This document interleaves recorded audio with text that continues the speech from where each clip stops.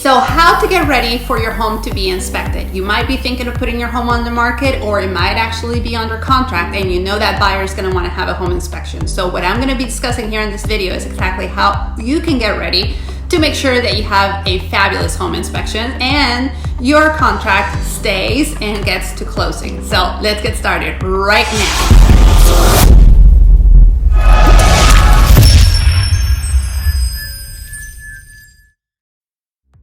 Thank you so much for watching my video. I just asked really quickly that you go ahead and hit the subscribe button and the notification so that you can go ahead and get all of the videos that I place here on this channel regarding buying, selling, or investing in real estate. So in this video, I'm going to be discussing the home inspection, and from a seller's standpoint, that is when you are putting your home on the market and you either have it under contract or it's about to be under contract and you know that there's a home inspection coming. This is not unusual. Most of the real estate transactions, a buyer would want to have a home inspection. So there are several different kinds of home inspections, and some of them can be very broad where they only look at the major components of a home, and some can be very detailed where they actually look all the way to, you know, the door handles, the cabinet door knobs, things like that. I'm not going to be discussing little bitty details like that, but rather what's really truly important in a home inspection, and we're getting started right now. Okay, so the first thing you want to do is make sure that you address any necessary repairs, things that you are already aware of. If this is a home that you are actually occupying as your home, your primary residence, you probably are very familiar with the things that you might need. Make sure that you address all of them and don't do them halfway. Make sure that you do a full repair, not just a partial repair of things that you might already be aware of. Now, the things that the inspector is going to look at is plumbing, electrical, AC, and roofing. And now I'm going to get into a little bit more detail in each one of those areas. All right, plumbing. Now, if you're going to have your home inspected, for sure, the inspector is going to look at your plumbing system. If you are already aware that there may be some sinks that are not draining properly, please be sure to address those before the home inspection. There have been things that have been taken out of context or maybe out of proportion just simply because the sink didn't drain properly. So if there's things that you can, you know, just already get ahead of and make sure that they don't catch you by surprise, the better the inspection is going to go. Definitely things like sinks, bathroom sinks, kitchen sinks, laundry sinks, all of those things have to drain properly, and you could easily take care of that before the home inspection starts. Now, next is going to be the electrical system. There's a couple of things that you can easily do to make sure that you're not going to have an issue with the inspection. One of them is to make sure that your electrical panel is up to code. Very easy. Just walk over to where the panel is, make sure that you get the brand, and if there's any kind of model numbers or anything like that, Google that and see what comes up. If it's an old electrical panel, it very well could be off code, and you might want to update that before the inspector comes in and says, hey, you have to update this. So make sure that you have that done, and if it's already an updated panel, some of the really easy things that I've seen inspectors actually flag some of my sellers on are things like the switch is turned on, but the light doesn't come on. That could be a reason for them to doubt that the wiring is not properly placed, or there may be something major going on where there really isn't. You know, it might be something as simple as the light bulb burned out. So why don't we just take a proactive approach and make sure that all of your light bulbs are working, and when you turn on the switch, the light bulb actually turns on. Easy to do, and it will save you a ton of time.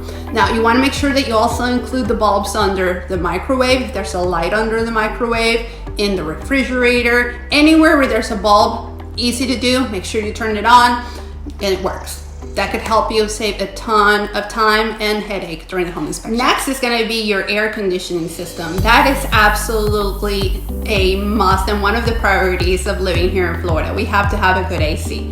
So one other thing that you could do is walk over to your AC handler and see the year that it was installed in. Typically that's shown on the serial number. The first 4 digits of the serial number should indicate somewhat of a year that it was actually installed in. The typical lifespan of an AC unit is anywhere from like 10 to 12 years. Some I've seen can last up to 15 years, but if you have a system that's older than that, that's very likely going to come up at the home inspection. So you may want to have that replaced. Now, if it's a system that's still within what we call the regular lifespan of an air conditioning, then you may want to make sure that it's serviced before the home inspection. Things like cleaning the coils, something so simple as replacing the filter in the air handler is something that you could do right before the home inspection, and it could help just make everything go smoother, because when the inspector comes up and he looks at that panel, then he's going to say, okay, someone actually has been caring for this, and it's less likely to find things that are going to be wrong with it. So little things like replacing the AC filter is a great tip to make sure that you set yourself up for a successful home inspection on the sale of your home. Now, the last thing that you also want to take a look at is your roofing system. You want to make sure that there are no active leaks, and if there were active leaks, that these have been patched up properly, not just from the roof, but also the ceiling that may have been damaged. Leaving any kind of trace of that could actually make the inspector wonder if there's something else that was not properly repaired. So you want to make sure that that's all taken care of. Also, the normal lifespan of a roof can be anywhere from 10 to 15 years as well. So you want to make sure that that is also going to be up to code, that there's still life left on that roof, because if you have less than 5 years of life, that could act on the roof. That could actually make it difficult for the new homeowner to get property insurance on the home.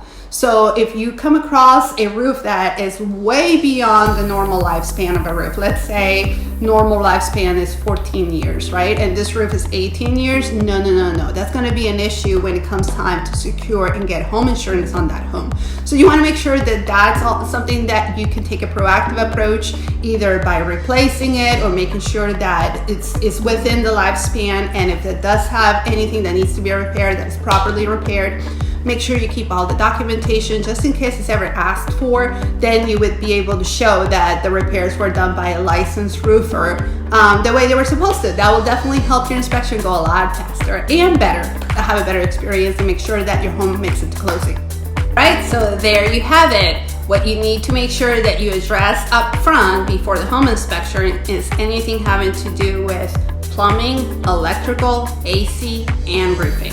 So I hope that this was helpful to you. If I can be of service, either through helping you prep your home for sale, putting it on the market, assisting you through the process, I hope that you think of me as your main resource for real estate. You'll see my contact here on the bottom. While you're taking a look at this, also check the description below. I will include a link to my free seller's guide, so be sure to check that out. Download that for free to get you on the path to getting your home sold quickly for the most amount of money in the quickest amount of time. I look forward to helping you. Take care and see you in the next video.